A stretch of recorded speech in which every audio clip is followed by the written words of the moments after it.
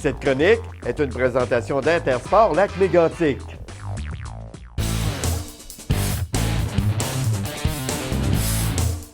Moi, je te dirais que c'est probablement le pire temps de l'année.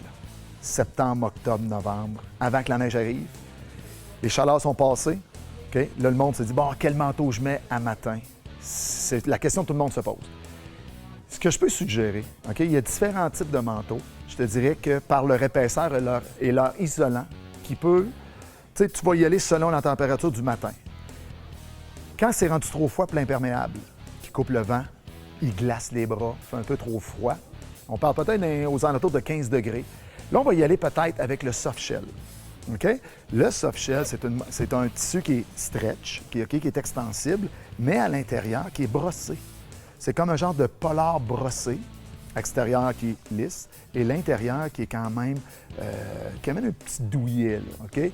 Beaucoup moins froid, ça glace pas, coupe le vent, pas à 100 % cependant, mais il n'est pas nécessairement 100 % imperméable, mais il va résister à une petite bruine ou des choses comme ça. Ça, c'est idéal, je dirais 15 degrés, 10 degrés, peut-être vers le 5 degrés. Ça, c'est parfait. Mais il y a des matins que c'est plus froid. On ne veut pas sortir tout de suite notre gros manteau d'hiver. On va peut-être opter pour ce type de manteau-là ici, qui est issu des doublures de manteaux. Ils ont pris une doublure, ils ont fait un beau manteau avec. Pourquoi pas le porter seul? Donc, on va le travailler qu'il soit élégant. C'est le synthétique, c'est l'isolant synthétique qu'ils mettent dans les gros manteaux. Ils ont fait un petit manteau. OK? Ça se porte très bien, c'est super léger, on peut même le plier, le mettre dans un sac. Il est compressible, c'est chaud, c'est surprenant. On peut facilement descendre jusqu'à -5. C'est sûr, ça dépend tout le temps si on est frileux ou pas. On peut facilement descendre jusqu'à -5 et même -10 s'ils ne vendent pas trop. Très, très intéressant. Mais il ne fait pas tout le temps juste -5, -10. Des fois, il fait plus froid. Ce qu'on aime bien, on va y aller en longueur, manteau en duvet. OK? La seule différence, c'est que plus d'isolant que lui, plus long, quand même assez fit, beau manteau de ville. Imperméable à un certain point. Fantastique, c'est léger. Puis ça fait, comme on dit, ça fait la job. On veut de quoi encore plus chaud? On va y aller. Une nouvelle ligne qu'on a, nous, depuis 2 ans, Hook Peak, qui font des très beaux manteaux. Manche en cuir sur un manteau en synthétique. Fourrure, très chaud. Très, très chaud. Ce qui est le fun, c'est que ce pas des manteaux trop pesants non plus.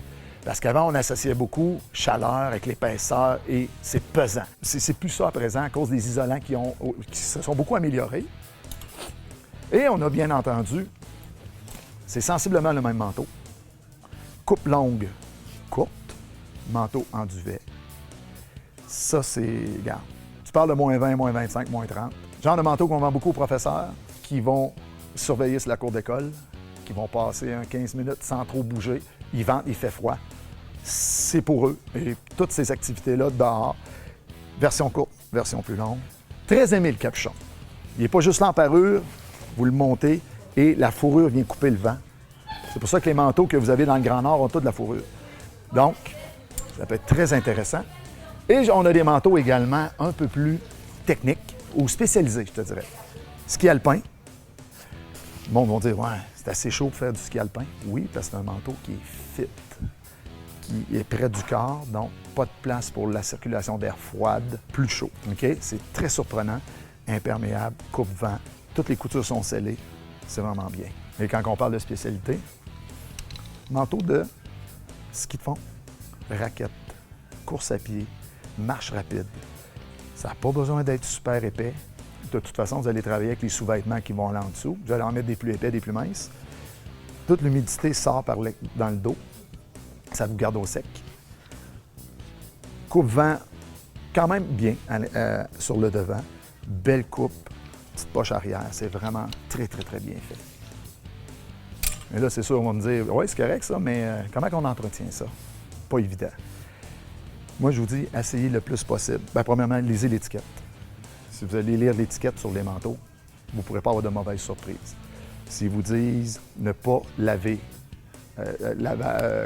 nettoyage à sec, faites attention si vous allez le faire à sec. Ça peut se faire pareil.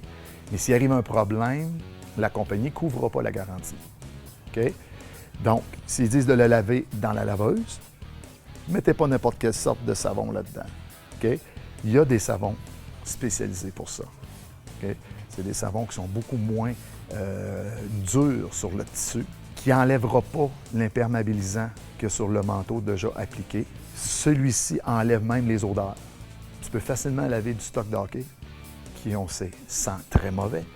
Il est vraiment efficace. Et sur les manteaux ici, il ne laisse aucun résidu de savon. Donc, un coup qui a été lavé, vous pouvez l'imperméabiliser et il ne viendra pas jouer avec l'imperméabilisant que vous allez mettre parce qu'il y a des imperméabilisants ici qu'on peut mettre dans la laveuse. Vous lavez, vous refaites une deuxième brassée avec le même manteau et vous videz la bouteille dans la laveuse. Ça refait une autre brassée. Et l'imperméabilisant se mélange avec l'eau, il rentre dans les pores du manteau et ça l'imperméabilise à 100 %. Moi, je pense que des fois, ça vaut l'investissement parce qu'on peut vraiment ruiner un manteau si on ne fait pas de la bonne façon. Donc, manteau, produit, on est prêt pour l'hiver. Cette chronique est une présentation d'Intersport Lac-Mégantic.